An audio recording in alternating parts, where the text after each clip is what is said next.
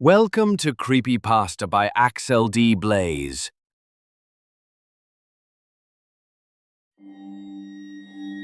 As part of my doctorate, I was hired as a lab assistant working with pediatric treatment. We were working on a paper measuring the exposure effect of a potential contaminant. While my colleagues were working on the measured effects on adults and the elderly, my team would work with children. The potential disruption to developing adolescence was deemed important enough to have a separate set of experiments and measurements. The study garnered unilateral attention and funding of not only one, but 4 different pharmaceutical companies, Hatchet Pharmaceuticals being the main contributor. I was hired pretty late in the process. I wasn't even sure what the contaminant was, as it was just designated as the contaminant. Apparently, it was something that resided just under the topsoil in a large residential area.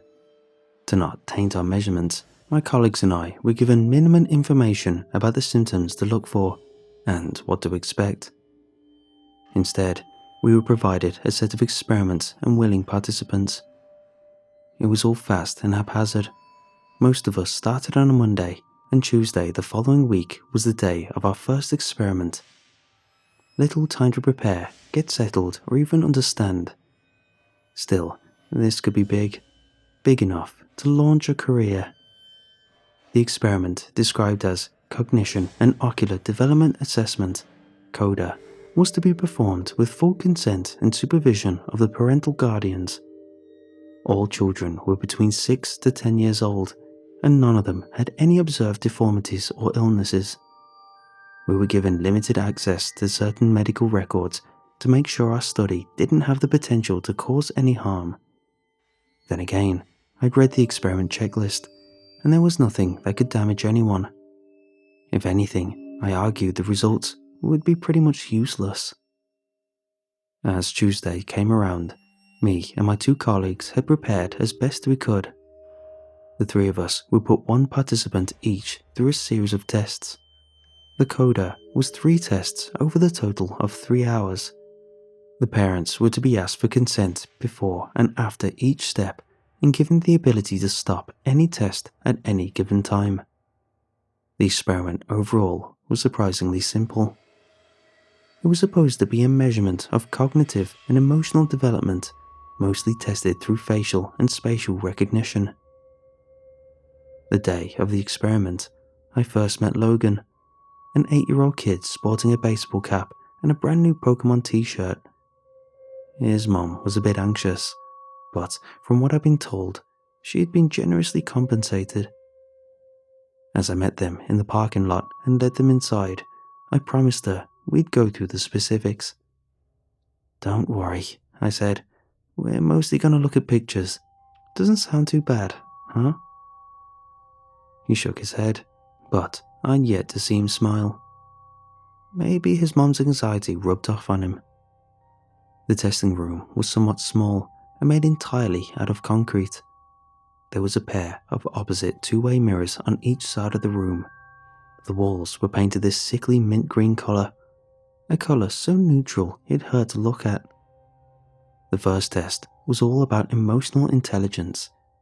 In sets of 6 pictures each, I was to show Logan various expressions and ask him which mostly correlated to an emotion. If they answered objectively wrong, according to a chart, we were supposed to ask them to explain their choice. Simple enough. I'd done something similar before. But this is where I first realized that Logan wasn't some ordinary kid. As I laid out the first image set, I asked him to identify the happiest face. Clearly, it was card number 3, and Logan answered as much without hesitation. In the second image set, he was asked which one was the saddest. Again, it was number 3. He answered correctly again. In the third picture, the 6 pictures were a wild mix, some sad, some happy. One guy was sleeping in the corner. "Which one is the angriest?" I asked. There was a correct answer, number 4, a woman furrowing her brow and exposing her teeth. yet Logan looked at them all for a long time. "Number 6, he said finally, pointing at the sleeping man. "How come?" I asked, following protocol. "It's complicated.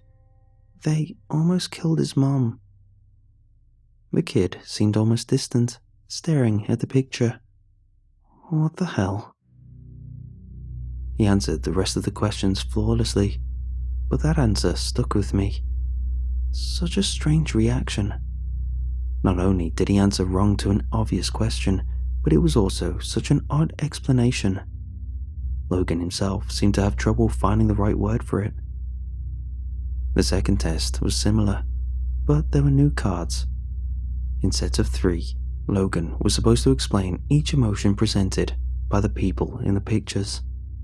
Happy, sad, angry, scared. It was similar to the first test, but much more detailed. For every image, there would be a description and a short explanation given by the participant. We pressed forward. First 3 cards, no problem. Happy, happy, sad. Easy explanations. Second set of cards, same result. Surprised, sad, sad. But when the third image set came along, I didn't know what to say. 3 people, all completely neutral, not a single emotion on their face. They looked almost computer generated. Logan didn't skip a beat though. "She's scared," he said. "She doesn't know why she's doing this. And, what about this one? Oh, he's hungry. He just doesn't show it." "Hungry? Is that an emotion?" "Yes, he's really hungry. Dangerous." And the third one. Logan took a long, hard look. After a few seconds, he looked up at me, almost like he forgot about the picture for a while. "Okay, I think he's Obstin." "Obstin?" "Yeah, Obstin." "What do you mean?" "That's what he is. I don't know a better word for it." "So why is he, Obstin?" "He saw something he shouldn't have." We continued with several more image sets, and Logan gave mostly ordinary answers, but every now and then he'd throw in something absurd sounding. Obstin was the first, but there was also Ada, Gald, and Srit. The descriptions were outlandish, and frankly nonsensical. Ada, he stared too long into the light. Gald, he didn't go swimming, but his feet are still wet. Srit, he fell between the cracks. By the time I was about to start the third experiment, I had a few moments alone with Logan's mom. Still anxious, she held her arms close to herself and didn't meet my eyes. "We'll be done in a bit," I said. "He's doing great. He's such an imaginative child, you know." She nodded. "He makes up things all the time. You should see his drawings." "Does he have any trouble at school?" "No, not really. No," she smiled. "Well, mostly not. Some of the other kids can get a bit creeped out when he starts making things up." I checked the clock. It was time to start the final experiment. "All kids have a quirk or two," I smiled back. "That's what makes them kids."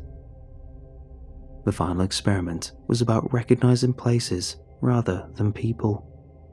One by one, I was to show Logan pictures of various places. Ordinary places like supermarkets, playgrounds, and factories. They were pretty easy to recognize. First, I'd show him the pictures, then I'd ask him to describe the scene. Logan didn't seem to mind. The pictures themselves were easy for Logan to recognize. One by one, he explained what he saw. Factories with lots of cars parked outside, empty playgrounds. But as we got to a park, he sort of stopped. His expression shifted. "That's a graveyard," he said. I had to stop myself from correcting him. It was obviously not a graveyard. "Can you describe it?" I asked. I really don't want to. There's a lot of people there. What kind of people? I was going off script, but I was just too curious. Logan leaned in to look closer at the picture. There's a lot of strange colours, he said. The people who used to be there are gone. I couldn't tell what he was seeing. The picture was empty. As we finished up, Logan went to the bathroom. I got some time to talk to his mom on our own, and I brought out the picture of the park. Do you have any idea what he sees here? I asked. No, she said, shaking her head. Could be anything. It's just strange, I said. Usually, kids make up stories about dragons, lasers, wizards, that kind of stuff, not graveyards in parks. Are you calling my son strange? I lost my train of thought. As Logan came back, she grabbed him by the arm to leave. Before they did, I caught up to them. I had to try something. Logan, I said, just a minute. They stopped, and his mom gave me a tired look. I was thinking of buying this house, I said, bringing up a photo of a place I'd been checking out a few times. What do you think? He just stared at me, as if he didn't understand. He took off his baseball cap and scratched his ear. Looks dirty, he said. A lot of raw, right there in the... Come on, Logan. His mother tugged his arm, and he was almost dragged down the hall. Turning back to me one last time, he yelled back. He looked up, and then he didn't.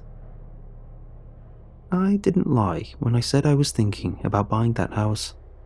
There was an open viewing the next day, and I decided to drop by on my lunch break. There were about 8 other people there, all couples. I kind of disappeared among them. Maybe I wasn't being considered as a serious buyer. The place was a bit too large for me after all. As the realtor ran off to speak to a pregnant couple, I stopped in the foyer. I had this strange feeling in the pit of my stomach. "Ro," I whispered to myself, "right here." Just saying it out loud almost made me feel it. It was something so specific, so unique. It wasn't an emotion as much as it was an experience, a story. I could imagine myself lying on the floor, looking up at the wood-brown ceiling. I could feel my back grown stiff, as if I'd been lying down for too long. I could feel my eyes grown thick, like blinking through mud.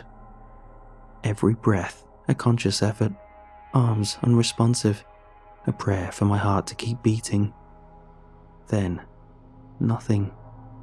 Raw, to look up, and then to not. I had this strange understanding, like I'd seen something I wasn't supposed to. Didn't the kid have a word for that too? God, I felt sick. Everyone was gathered around the realtor in the living room. I don't know what gave me the courage to confront him, but I just blurted out. Did the previous owner die here? I asked. In the foyer? No, they didn't, he answered. You have to tell us if they did, one of the couple said. Another couple agreed. Okay, yeah. I mean, no one has died here. That much is true. No one did. But yes, they were found unresponsive in the foyer. There were loud sighs. A couple immediately left. Another left shortly afterwards. There was a queue to talk to the realtor, and within 10 minutes, I was the only one left. Bro or not, I got the place too cheap to care. This made me curious as to the words the kid had used to describe the various places and emotions. Over the following days, as I transcribed our findings, I started thinking about them a lot more. Staring into the light too long, to get wet feet without swimming. It was all just cryptic nonsense. But what I'd felt that first night in my new house, that was raw. I could feel it. It was the right way to describe it. One night, as I stood in the bathroom, I thought about the word adder. It was what Logan had used to describe staring into the light for too long. It felt fitting, but I didn't know if I'd experienced it. I tried looking up into the bathroom light and just saying it out loud, but I didn't get the same feeling as when I'd said raw in the foyer. This wasn't it. This wasn't adder. I sort of gave up on it after a while, but as I was watching TV, the thought came creeping back to me. There was a news segment about a patient with severe brain damage, a woman who couldn't breathe on her own or speak. She was aware, in a sense, but completely imprisoned in her body. The segment focused on how her family was caring for her, but I just leaned in closer and looked at her. Adder, I whispered to myself. That's it. And it was. No question about it. She was adder. From staring into the light too long. I could feel it, understand it. Over the next couple of days, I started chasing Gald. The word meant someone whose feet was wet, despite not swimming. It took me a while to get this one, but I finally found it in a newspaper article online. I felt Gald from reading about a man who had died from an overdose down at the beach. His body had apparently choked itself, causing him to sweat to death. As he was homeless and living close to the beach, he'd been found by a couple of teenagers building a sandcastle. But that feeling of drowning on dry land next to the ocean, that was Gald. With the right word, I could feel it. I could empathize. In my mind, I could be there with him. But the final word I noted, Surit. That was a difficult one. Over several days, I looked all over the internet. I searched forums, read obscure articles ranging back to the 90s, but I just couldn't shoot blindly into the web and hope for the best. I had to find out more, get something substantial. That thought made me take a step back. What about the photos? The photos which had shown Logan in the first place? Who were the people in the photos? I checked the inventory list for the experiment. Most of the cards were just mentioned as a number and an emotion, but I noticed that some of the faces were repeated with the same actors. All the cards which Logan had gotten right were repeated at least once. But the weird ones, those were unique faces. The lighting was different. They didn't show any peculiar emotions. They were just strange people, a bit off. I took a few photos with my phone and tried to do an image search. I couldn't get a single hit. These pictures simply weren't available anywhere online. The ordinary emotions displayed could be found on various stock image sites, not the strange ones that Logan pointed out. Finally, after a few hours and dozens of pages clicked through, I did find a picture that looked like one of the models, but in a completely different setting. And this was just weird. The picture I found online was from a social media profile. The profile, in turn, portrayed the user page of the very same homeless man that had drowned in his own sweat from an overdose. The same one I'd read an article of, but the article was written just a few days prior, and the picture must have been taken at least weeks ago. Listen, I don't know if you can get this. What Logan did was to perfectly describe, using one of his made-up words, was exactly what was about to happen to that man.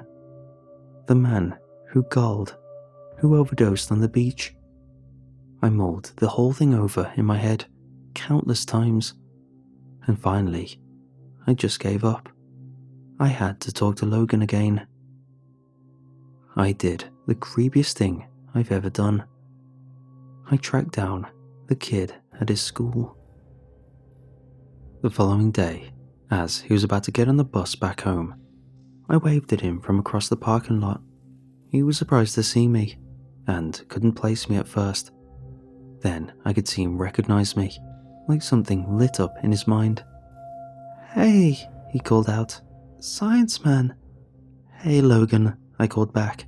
"How's it been?" "Good," he said. "You're not here for more tests, are you?" He stopped a few feet ahead of me. "Actually, I'm just here to ask you about that language of yours. Those strange words you use. How do you come up with them?" "That's easy," he said. "Once you start talking it, you kinda don't stop. After a while, you just feel them, you know." "So, where did you learn it?" I asked. "Anywhere special?" "I think I always knew," he shrugged. "Like, it's weird. Like listening, but not to a sound, but like a colour. It's sort of just there, inside. So, you can always see it?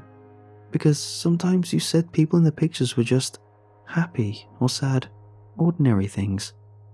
Well, sometimes those things are easier to see. You said I should answer fast, not, accurately. So, you can see it now?" I chuckled. "Anywhere, here with me?" "Sure," he smiled. "Just stand still for a bit." Logan looked at me for a while. As I met his eyes, I could feel something. There was that feeling again. Hobston. To see something I shouldn't have. Right there in that kid's eyes. He knew something. Strangely enough, it wasn't him that broke the silence. It was me. "Hathawes," I said. I didn't know why I said it, but it took Logan by surprise. The one who shouts until they listen," he said. "That's what it means, right? I think that's me." "I don't know," I said. I'm sorry, Logan. I don't know why I said that." "Did you see it?"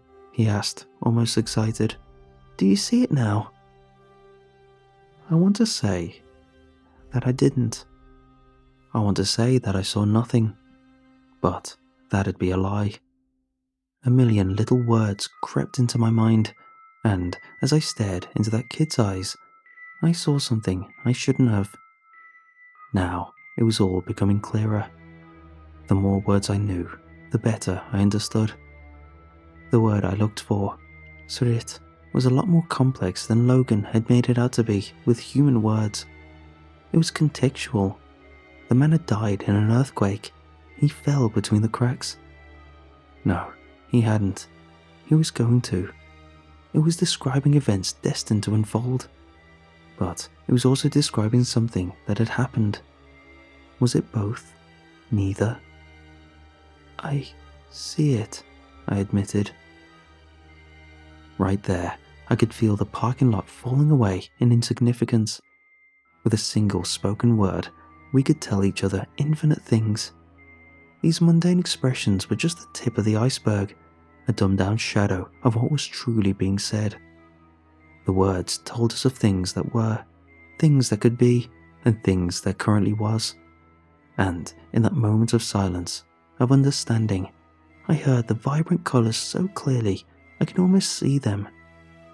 They were piercing into my mind, forcing themselves into my understanding, screaming to me that once you understand something, you can't unlearn it. I forgot to breathe, as to not accidentally say something I shouldn't. "You weren't talking about the pictures I held up in the test. You were looking at me," I said with nothing but shallow breath. "I'm Hobston. You didn't even look at the picture." He didn't have to answer. I knew it was true. It was written into the word itself that my realization would come.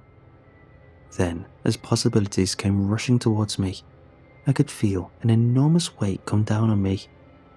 My mind couldn't take it. My body was shutting down as I fell to my knees, screaming until my neck felt raw. The world started to fade as my heartbeat swallowed my hearing. I have a hard time describing what happened next. When I closed my eyes, I'd see millions of possibilities, mostly pain, suffering, and terror. My own thoughts and emotions multiplied like a torch in a hall of mirrors. I'd see myself waking up in my bed, only to get murdered by 1,000 different weapons. I'd see myself drowning in my bathtub, breaking my neck, falling down the stairs. Death. So much death. And then, in the blink of an eye, I'd be in the back of an ambulance, feeling the residual effect of a defibrillator on my chest. As I blinked, the ambulance burst into flames. The driver crashed into a tree, someone carving their initials into my chest with a scalpel. None of it was real, but I couldn't tell anymore. Different words, with nothing but a well-placed syllable. All the while, I was just spitting out seemingly random words. My eyes lost focus, and as I lost grip of reality, my body shut itself down in self-defense. Thank God. This was back in January of 2019. Logan was born with this language already stored in the back of his mind, some kind of residual effect from this contamination. But for people like you and me, we can't take it all at once. So, over the years, with intense therapy to back me up, I've settled on trying to learn one single word. I'm going to find out as much as I can about just what it means to be obstinate, the word describing me. There was so much to that one word that you could fill a lifetime with it. In a way, maybe that was the point. A God language meant to fit all of our very beings into simple expressions, like compressing a folder into a zip file. But that's just the thing. To learn what it really means to be obstinate, to be my word, I can't really do anything else but to live and see what happens next. Not unless I want to go back to where my mind wandered off to. Still, sometimes I could feel something creeping back into my mind. Little tingles, syllables and sounds, reminding me of all the knowledge I still have stored away somewhere in my inner madness. Little words with galactic proportions. It is easy to slip back into that mind, just inches away from the edge of what my physical brain can hold. I sometimes wonder what all your words are. I sometimes wonder what they mean. I'll really, really try not to think about it.